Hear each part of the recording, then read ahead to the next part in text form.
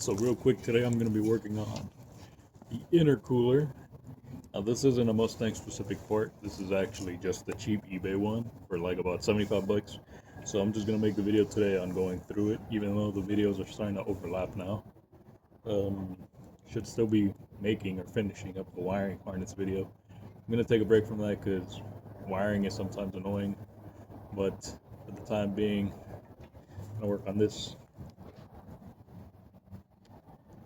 So yeah, that's really, there's even a part number, I think.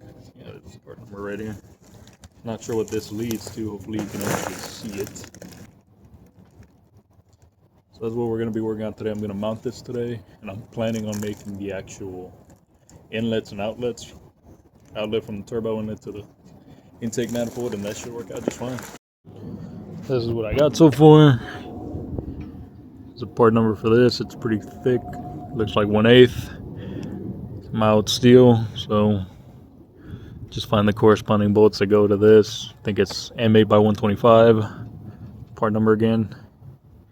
And what I'm gonna do is I'm just gonna make these equally, then I'm gonna get it centered, and then I'm gonna weld this under the core support, and then I'll worry about bracing the top.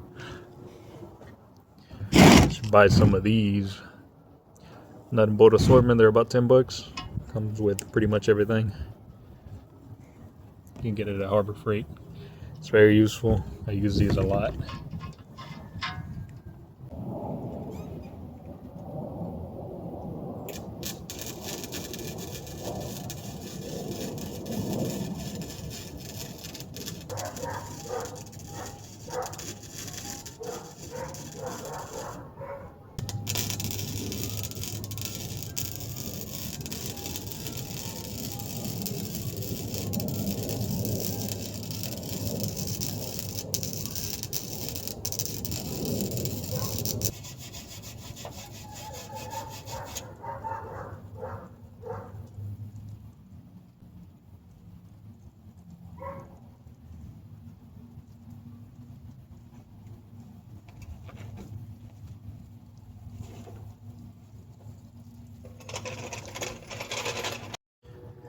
Right, this is what I came up with.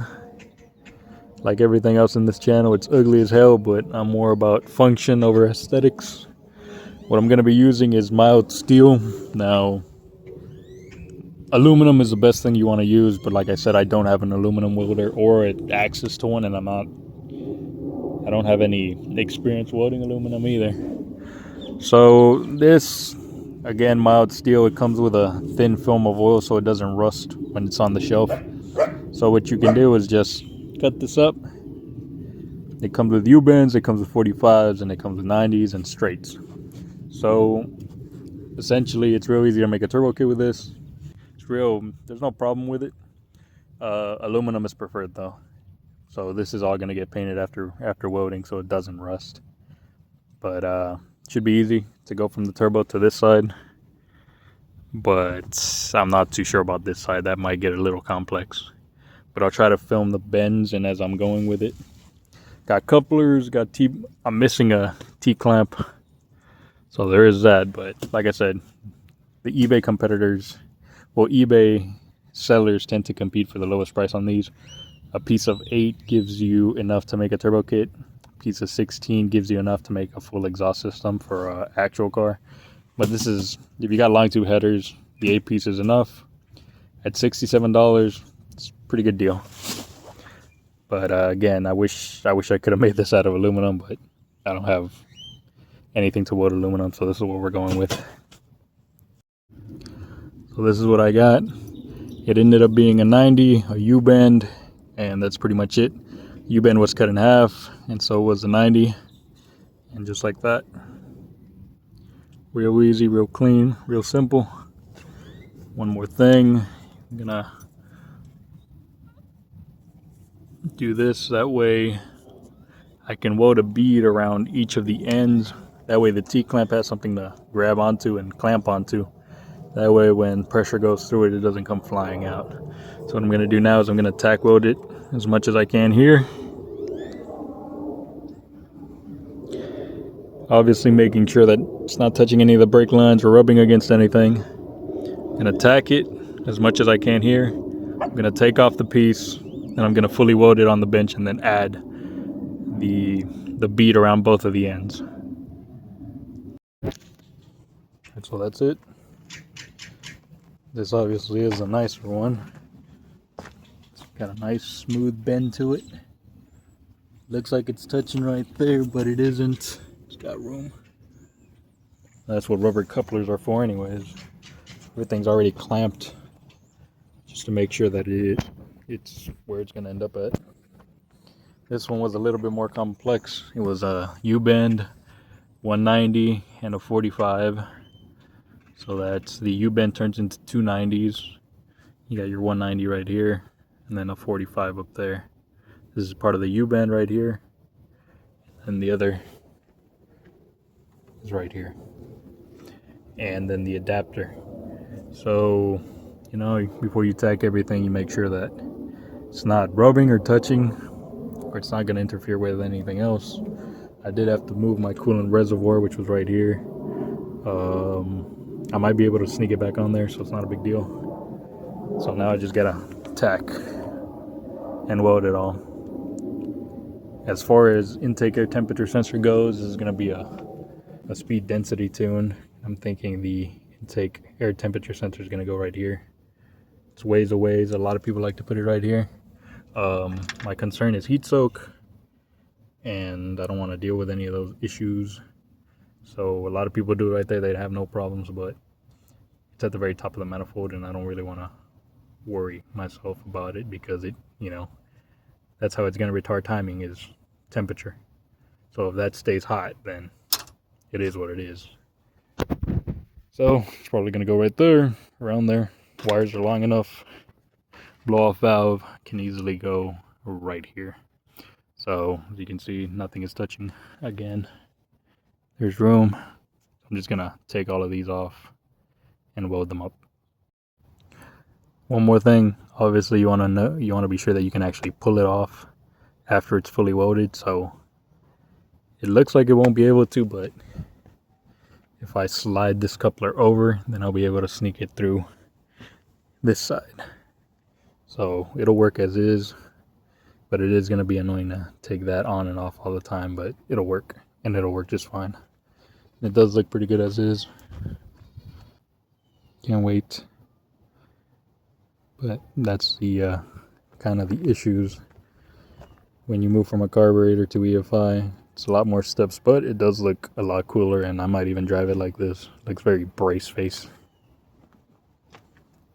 Well, that's it. It's all fully tacked, and now I gotta take it off, and I added a few beads on it just so I can make sure that it's not gonna come apart or shift when more heat is added to it. So there it is. Don't make fun of me. I'm not an Instagram welder. I don't stack dimes. This is actually flex core. Just so you can see, it's a cheap machine that I bought from eBay a couple years ago for $224, and still running strong. I bought this thing in 2019. Runs on gas. It is MIG, and it is flex core. It's windy out here all the time, so flex core is what I use. So there it is again. And the reason why it's like recommended for you to use this kit is because plain and simply slip joints are just they're just easy. It's easy to make a lap weld instead of a butt joint, especially if you're not an experienced welder like me. Less likely to have a leak, and less likely to crack. So slip joints are a big plus. That's why I go with these kits. Like I said, this is all going to get painted black. The bash bar is going to be next. That's going to be painted white. And it said on the internet anywhere from 6 to 8 inches away from the inlet or the throttle body is enough for a good intake air temperature sensor for the speed density tune that I will be running. So it's going to go right here. I'm thinking maybe from here to here is 6 to 8 inches away. So right here is just easy for me, easy access. And the blow off valve can easily just go right here hidden. That way it leaves a cleaner setup. So I'm going to get to fully welding this now. So this is it, final product. Hopefully you take some notes and apply some of this information into your build and build something that looks way better than this trash. Again, mild steel, it works. Anybody can use it, anybody can cut it up. Aluminum is it dissipates heat a lot better than mild steel, but it's all we got to work with. This is the intake air temperature sensor that I used. So 7004. And another thing, sometimes the intercooler gets right away, so I'm gonna have to find a different way to put this. That is the overflow tank, and that needed to come out for ease of installation of this pipe, and also because I need to find out where the relay box that I made is gonna go. But again, everything clears. The blow valve is gonna go right here, but I'm waiting on the adapter. It's a mild steel adapter instead of the aluminum for the 50mm tile knockoff. But just to give you an idea, you can build turbo kits the same way. I'll try to sneak in a picture of how I have my kit off of the car. And this is actually, yesterday I took the time to weld the bungs. That's a 1/8 NPT to a 1/4 inch, and that will control the wastegate. Now, I know there's no zip ties or anything because it's a press-on fit and takes more than 15 pounds of force to get it off of there, and that's what I've used it like that, and I have no issues. So hopefully I can get a video of the intake air temperature sensor. You can see it right there. There's plenty of room for the pigtail as well. So all in all, it's pretty riced out, but I ran out of black spray paint as well, so that's what we end up using. That's what I ended up using anyways.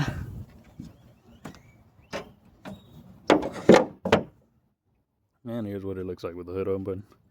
The blue would have been a complimentary to the blue GT45 I used to have back in the day, but that GT45 is somewhere in Oklahoma on a Fox body now racing, so it is what it is. The Googles say to put the intake air temperature sensor about 4 to 6 inches away from the throttle body, and if it's on a bend on the outside radius. So that's where that ended up being. And I know people like to put them on here. Obviously heat travels up. I know people have been doing it for years, but I just didn't feel comfortable putting it there, and especially since this is a 3/8 NPT screw-on fitting anyways, and I already had this fitting, the weld-on bung. So all in all, you could put it on there, but like I said, it's important that the sensor knows how hot the air that's coming in is, so the computer can retard the ignition timing. So for that alone is the reason. So again, people have been doing it there for years. I just decided to do it a little different and put it right there. So yeah, that ends up being it.